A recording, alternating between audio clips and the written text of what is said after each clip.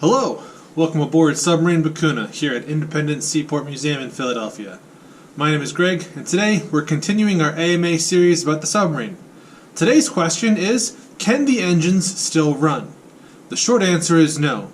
Becuna's engines haven't run since 1969 when she was decommissioned.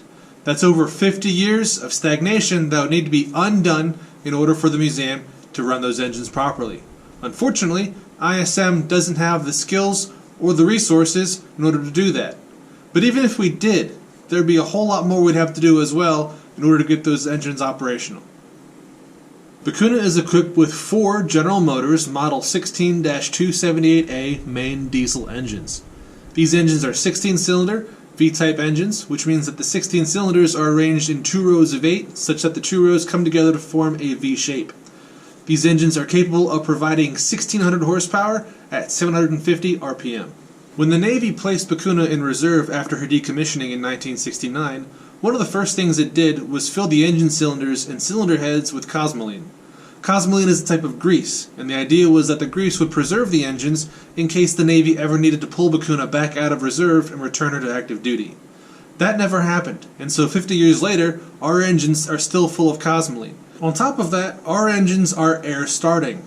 Diesel engines don't have a spark plug, unlike the gasoline engine in your car. When you turn the key in your car, that ignites a spark plug, which provides the initial impulse for combustion to expand the gases inside the cylinder and drive the piston. Diesel engines don't have that. Instead, our piston compresses the air in the cylinder until it reaches such a high temperature that when the diesel fuel is sprayed into that cylinder, it automatically combusts.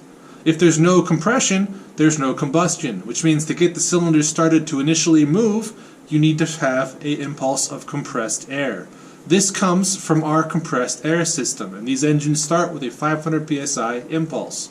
Our air compressors also do not function, and so we would have to get those back up and running as well on top of the engines, adding more time, money, and effort to an already ambitious project. Well, that does it for this video. If you enjoyed it, let us know by liking and sharing it. Our AMA series is a continuously running series, so if you have questions about Submarine Becuna or submarines in general, leave them in the comments down below. You might see it answered in a future video. As always, thank you for watching. We'll see you next time.